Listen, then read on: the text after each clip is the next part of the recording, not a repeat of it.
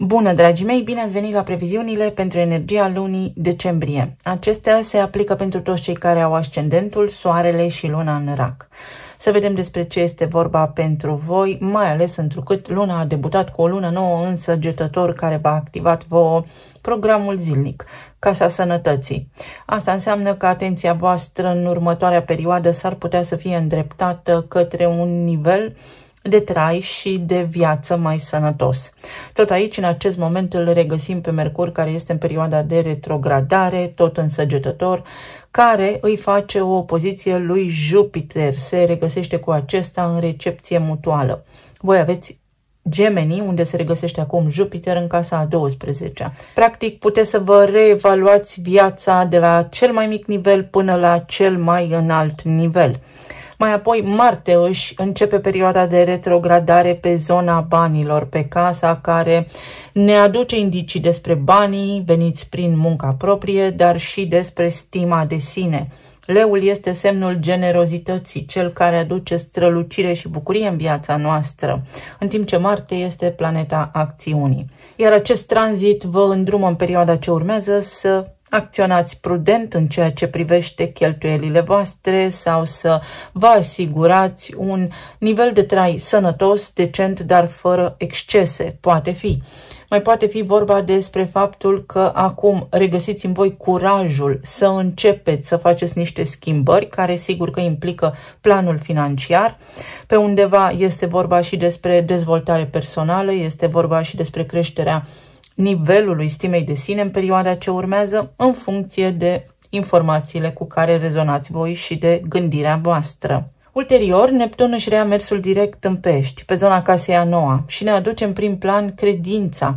Ce credem noi despre viață, filosofia despre viață, studiile înalte, călătoriile pe distanțe lungi sau un potențial de relocare. Poate aduce în discuție sau în atenția voastră și o extindere, o relocare în străinătate. Și Neptun a fost în retrogradare o lungă perioadă de timp, când s-ar putea ca anumite călătorii sau planuri care vizează străinătatea să fi fost amânate sau încetinite. Tot acum, în această perioadă, pentru că și Saturn se află aici în Pești și este deja în mers direct, putem avea un simț al responsabilității crescut. Putem lua decizii în funcție de propriile noastre credințe și valori, mai ancorați în realitate, mai maturi și mai responsabili. În aceea zi, Venus își începe parcursul prin Vărsător pe zona casei a 8-a, care aduce în prim plan intimitatea, datoriile, taxele, impozitele, resursele împărțite cu alții, banii partenerului, dar și fricile noastre. Vărsătorul ne îndrumă către egalitate, către fraternitate, către inovație, iar Venus este zeița iubirii. Se corectează probabil pentru unii dintre voi o situație, sau poate fi vorba despre parteneriate cu prietenii care acum încep să dea roade. Poate veni ajutor din partea prietenilor pentru planul vostru financiar, să primiți sprijin în acest sens, însă Vărsătorul, să știți că înseamnă și instituții foarte mari precum băncile. Poate vă faceți un nou plan financiar sau reevaluați un plan financiar pe care îl aveți acum în desfășurare, achitarea unor credite, reevaluarea cheltuielilor la nivel zilnic. În tot cazul vizează cumva viitorul, planuri noi pentru viitor. Mai apoi avem luna plină din Gemeni, care se produce pe casa a 12-a, unde Jupiter stă ascuns în perioada de retrogradare, inconfortabil de altfel, de unde veți primi indicii despre fricile și temerile voastre, despre lucruri care acum capătă sens. Iese ceva în lumină. Ajungeți la o concluzie în legătură cu mentalitatea, o concluzie în legătură cu niște informații care fie v-au fost ascunse, fie le descoperiți voi acum pentru că le descărcați din mentalul colectiv. Gemeni înseamnă să comunicăm. Vreți să renunțați la niște tipare vechi, la niște gânduri care v-au limitat evoluția și o puteți face. Mercur își reia în aceeași perioadă mersul direct pe casa a 6-a la nivel de rutină și program zilnic, când totul devine mai clar. Tot aici regăsim și locul de muncă, tot aici regăsim și sănătatea și animalele de companie, dar și mentorii. Parcă v-ați duce către cineva care să vă ofere o idee, dar pe cât se poate de obiectivă, despre viitorul vostru sau despre viitorul întregii omeniri, pentru că prin Neptun în acest moment vă gândiți așa la viitor, la lumea întreagă și care este locul vostru în acest moment ca parte din acest întreg. Vorbim aici și despre reluarea unui tratament sau despre reluarea unor activități pe care le-ați făcut anterior, care poate au fost suspendate, blocate temporar. Este vorba și despre interacțiunea cu foști colegi sau reluăm niște proiecte pe care le-am avut în desfășurare. Apoi soarele intră în semnul serios al Capricornului și atinge casa voastră a 7-a. Aici unde regăsim parteneriatele de afaceri, partenerul de viață, clienții, prietenii cei mai buni. Toate relațiile contractuale agreate în scris sau pur și simplu verbal. Capricornul este cel care gestionează, administrează, el este liderul, dar funcționează foarte matur, foarte ordonat, după proceduri. În perioada ce urmează, posibil să vă cuprindă seriozitatea, lucruri foarte importante care sigur că vizează și partenerul vostru de viață sau vreți să treceți la un alt nivel, vreți să vă stabilizați, vreți să știți pe cine vă bazați. Este nevoie să fiți maturi, mai ales în această zonă a relațiilor și foarte responsabil, pentru că vi se oferă o șansă să colaborați cu oameni noi, să corectați ceea ce nu a funcționat până acum și să fiți foarte serioși. Capricornul vine cu angajamente pe care vi le puteți lua sau pe care le puteți obține foarte ferm din partea celorlalți. Chiron, care a fost în retrogradare până acum, își reia mersul direct în Berbec, pe casa voastră a 10-a la nivel de profesie. Este aici o rană eternă, unde ori ați lucrat mai mult ca ceilalți, ori a fost confuzie în ultima perioadă, ori este perioada propice pentru ca voi să vă înțelegeți pe voi înșivă la un nivel foarte autentic. Berbecul înseamnă a fi, eul meu autentic, cine vreau să fiu eu acum. Pentru unii dintre voi poate veni cu antreprenoriat, cu desprinderea de un loc de muncă unde voi ați fost angajați, tocmai pentru că acum vi se clădește, vi se prezintă o oportunitate să fiți pe cont propriu. Poate fi și invers, să vă doriți după o perioadă de antreprenoriat să intrați într-o structură pentru că așa vă simțiți voi mai confortabil. Berbecul pe casa a 10-a ne arată liderul, ne arată promovarea, ne arată faptul că sunteți în văzul tuturor sau că aveți o poziție importantă în societate. Dacă nu o aveți, o puteți avea, fie în comunitatea voastră, fie informal printre colegii voștri, fie la propriu, să primiți o promovare, să creșteți în această zonă. Apoi, avem cea de-a doua lună nouă în Capricorn. În această perioadă, tot pe zona casei a 7-a. Planuri noi de viitor, noi contracte, mă extind. Pot fi cereri în căsătorie, pot fi decizii foarte importante în ceea ce privește relația voastră stabilă, actuală, ori cu partenerii de afaceri, ori cu ai voștri clienți, ori cu partenerul de viață. Se trece la un alt nivel sau vă vin idei noi în acest sens și sunt decizii mature, sunt posibilități multiple pentru ca voi să reușiți. Capricornul vine cu tradiție, vine cu foarte multă stabilitate și fără șocuri. Așadar, o perioadă în care vă puteți calma, puteți agrea, puteți rezolva lucrurile care țin de parteneriate, dar și de planul financiar. Primiți cumva sprijin sau în acest moment eul vostru autentic iese la suprafață și conștientizați voi că sunteți suficient de maturi, puternici să faceți ceva anume. Să vedem acum ce ne spun și cărțile oracol. Decembrie este o lună interesantă în care energia se suprapune. Recunoștință. Casa a 12-a, unde îl aveți pe Jupiter. Un nivel de stimă de sine scăzut sau o lipsă de expansiune, care în acest moment, uite că se încheie. Dacă v-ați dori să faceți ceva și ați simți blocaje sau ați simți că nu mai puteți, din acest moment veți simți că sunteți energizați, că aveți forță, vitalitate, dar și că aveți experiență pentru ceea ce vă doriți voi în mod deosebit. Este și regenerare la nivel de sănătate în cazul în care ați avut provocări cu sănătatea. Să știți că din acest moment vă puteți regenera mai repede. Aici avem un ritual, casa a 10-a, care ne scoate în prim plan arhetipul berbecului, dar ritualul sau programul zilnic vine și din casa a 6-a, unde voi aveți săgetătorul. Vă reevaluați obiceiurile sau ați putea să vă disciplinați mai mult în perioada ce urmează și pe zona de sănătate și pe zona de activitate zilnică, pentru că avem aici nodul nord. Cumva atenția voastră este direcționată energetic în perioada ce urmează către o mai mare atenție asupra vieții voastre la nivel de rutină și către activitatea voastră zilnică pentru a vă putea susține, pentru a vă putea simți bine, sănătoși, energizați și triumfători.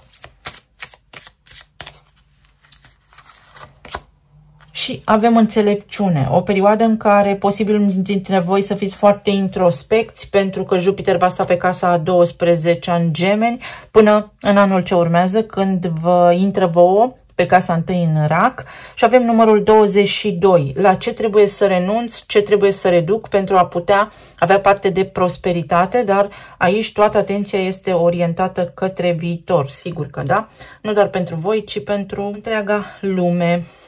Este o perioadă foarte bună pentru ca voi să vă faceți temele, să fiți foarte eficienți, calculați, disciplinați, transformare și schimbare. O perioadă de tranziție.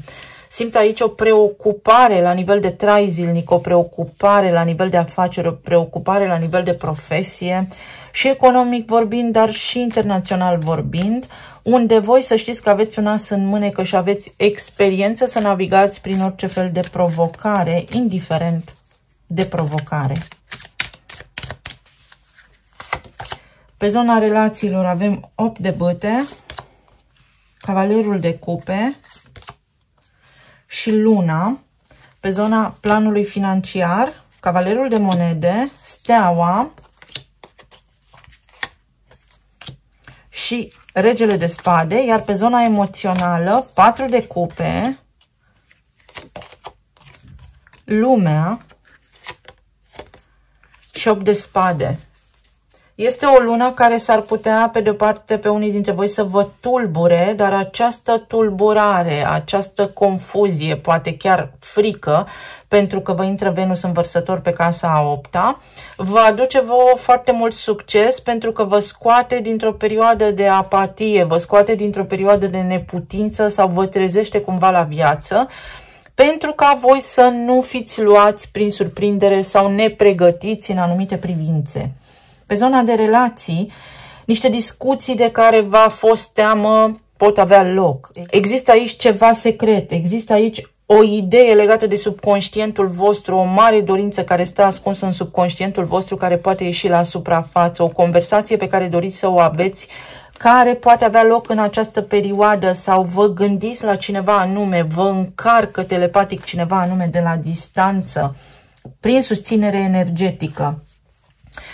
Dacă sunteți persoane singure, s-ar putea, mai ales în jurul datelor de lună plină și lună nouă, respectiv pe data de 15 sau 30, să aveți cumva, printr-un context anume, posibilitatea să cunoașteți pe cineva. Vreți să aveți un parteneriat, dar în egală măsură vă este și teamă de ceea ce urmează sau de niște mici lucruri la care poate vă gândiți voi că ar trebui să renunțați. Energia vă spune că totul se schimbă și se transformă și că tot ceea ce se întâmplă în jurul nostru face parte din evoluție. Orice provocare ne face mai puternici.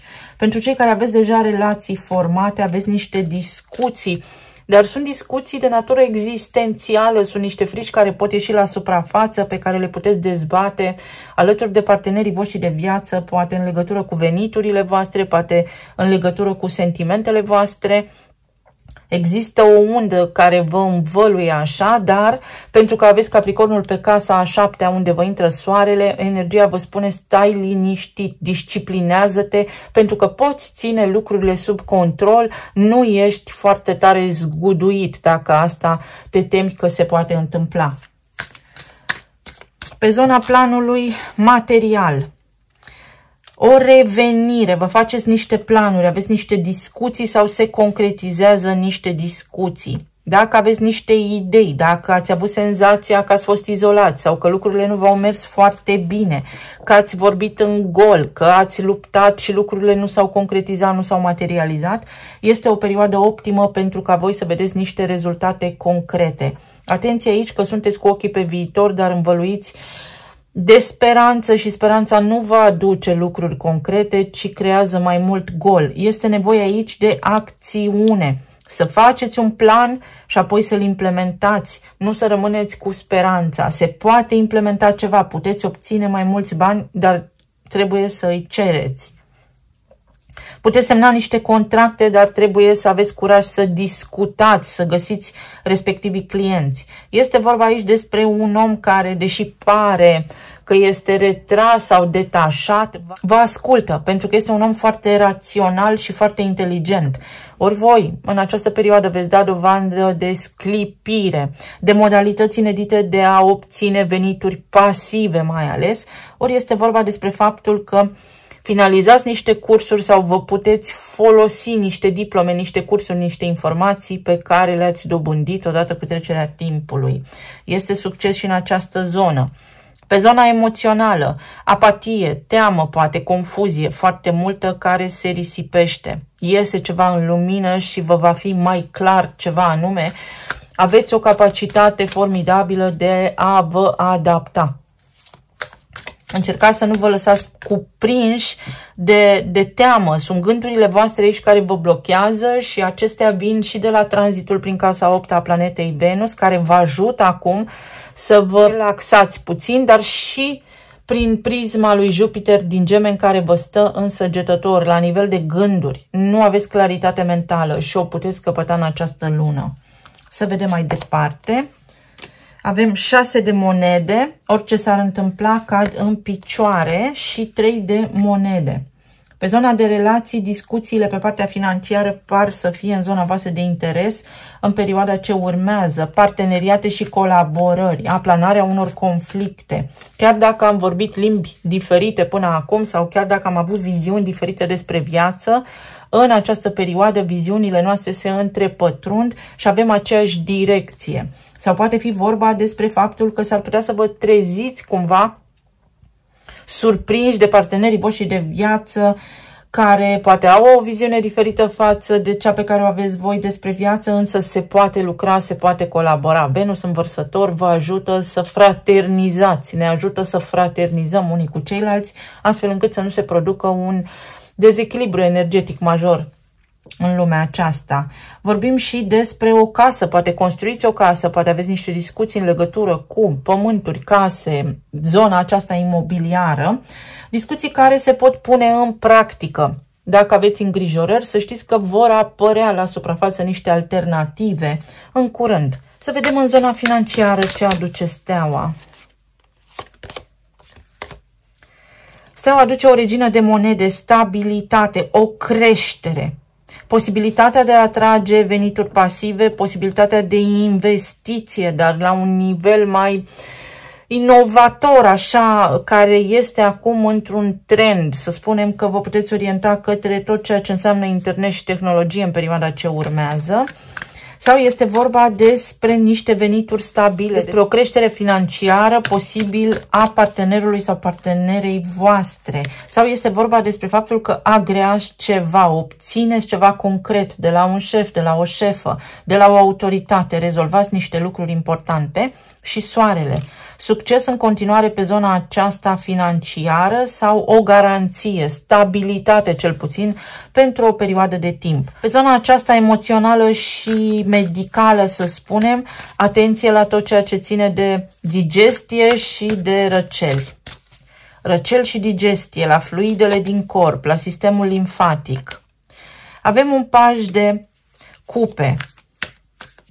Entuziasm, încredere, vești bune, vorbe bune care vă ajută, încredere în voi înși-vă, să știți că aici este stima voastră de sine, care practic vă transmite următorul lucru. Și tu poți, stai liniștit că îți ies lucrurile, cumva te descurci.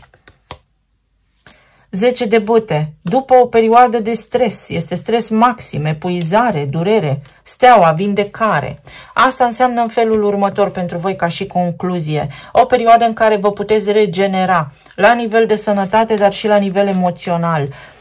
Vi se arată un potențial, ceva, un lucru, o persoană, un loc de muncă la care visați voi cu ochii deschiși acum, devin accesibile. În urma unei acțiuni, în loc să vă consumați, mai bine acționați.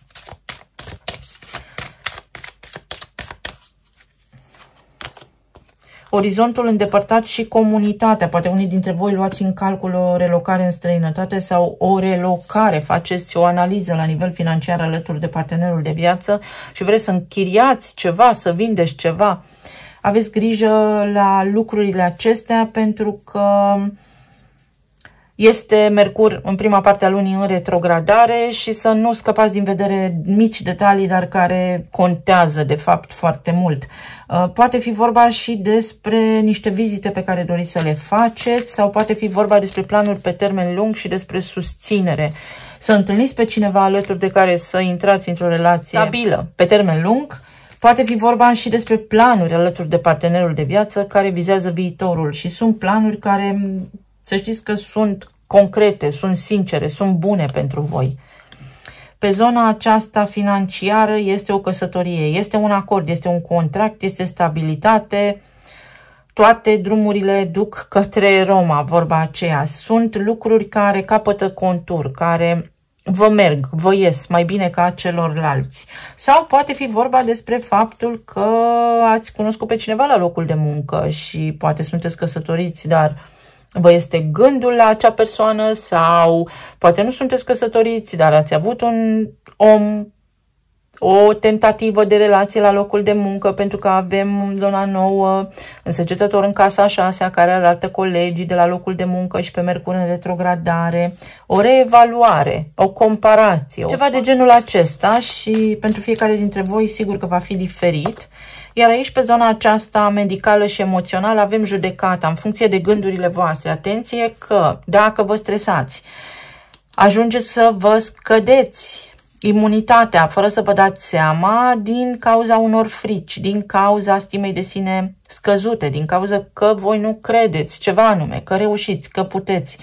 Iar energia vă spune, sub acest număr 30 cu împărăteasa, că poți avea totul, stai liniștit că nu pierzi nimic, o poți lua de la început sau orice s-ar întâmpla, tu te descurci. Mai poate fi vorba și despre ceva provocări de sănătate care să nu aibă legătură directă cu voi, ci cu ai voștri copii și să fiți puțin epuizați, iar alții să știți că după această lună veți respira sub o formă sau alta ușurat. Să vedem ce ne spun și talismanele.